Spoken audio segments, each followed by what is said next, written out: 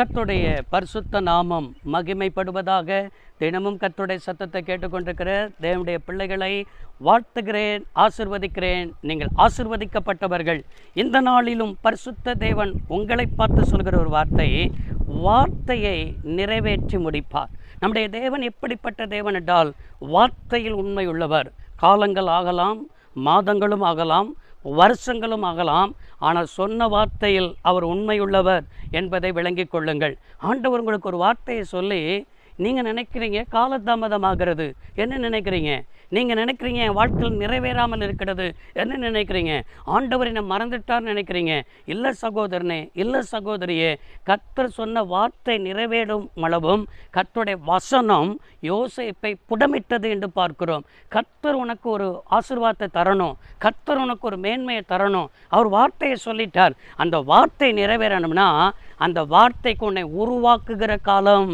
இந்த தாமதம்னு சொல்லி நம்ம சொல்கிறோம் பார்த்தீங்களா, இந்த தாமதமெல்லாம் உன்னை உருவாக்கி கொண்டிருக்கிறார் என்பதை நீ என்ன செய்யணும்? விளங்கிக் கொள்ளணும். நெகேமியா 9ஆம் அதிகாரத்தில் 7 வசனத்தில் வாசிப்போம் என்றால், ஆபிரகாமை குறித்து இங்கே நெகேமியா சொல்லுகிறார். ஆபிரகாமை ஆண்டவர் கல்தோயர் என்கிற பட்டணத்திலிருந்து ஆண்டவர் அவனை அழைத்தார். நான் காண்பிக்கிற தேசத்திற்கு போ என்று சொல்லி ஆண்டவர் அவனை அழைத்து கொண்டு வந்தார். எத்தனையோ சத்துருக்கள் அவனுக்கு விரோதமாய் எழும்பி வந்தார்கள். எத்தனையோ தேசங்கள் இருந்தது. ஆனால் எல்லா தேசத்தையும் அவனுக்கு நான் தருவேன் என்று சொல்லி என்ன செய்தார்? ஆண்டவர் வாக்கு பண்ணினார்.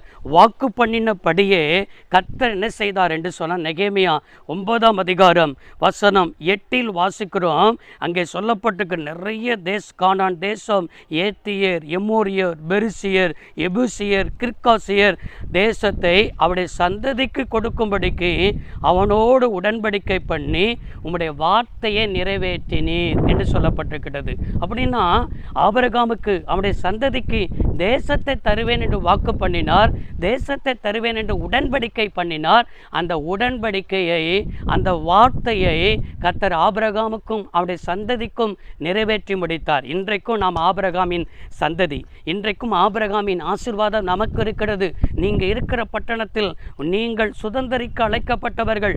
நீங்கள் இருக்கிற பட்டணத்தில் நீங்கள் அடிமையாயிருக்க அழைக்கப்பட்டவர்கள் அல்ல, சுதந்திரிக்க அழைக்கப்பட்டவர்கள். ஆபிரகாமின் வாக்குத்தத்தம் உங்களோடு கூட இருக்கிறது. ஆபிரகாமின் சந்ததியாக இருக்கிற நமக்கு இன்றைக்கும் அந்த வார்த்தை நிறைவேறும். நீங்கள் வார்த்தையை பிடித்துக் கொள்ளுங்கள். ஆண்டவரே, எங்களுக்கு தேசத்தை தருவேன் என்று வாக்கு பண்ணினீரே, அந்த வார்த்தையின்படியே இந்த தேசத்தை தாரும் என்று கேளுங்கள். நிச்சயமாய் வார்த்தையின்படியே உங்களுக்கு அற்புதம் செய்வார். வார்த்தையை நிறைவேற்றுவார். வார்த்தையை நம்புங்கள், வார்த்தையை விசுவாசியுங்கள், வார்த்தைக்காய் காத்திருங்கள், வார்த்தைக்காக ஜெபியுங்கள். நிச்சயமாய் வார்த்தை நிறைவேறும். ஜெபிப்போம். வானத்தையும் பூமியை உண்டாக்கின சர்வ வல்லமையுள்ள தெய்வமே, இந்த வார்த்தையின்படியே நம்முடைய பிள்ளைகளுடைய வாழ்க்கையில் வார்த்தை நிறைவேறுகிறதை பார்க்க உதவி செய்யும். இயேசு ரட்சக நாமத்தில் பிதாவே, ஆமென். கர்த்தர் ஆசீர்வதிப்பாராக. God bless you all.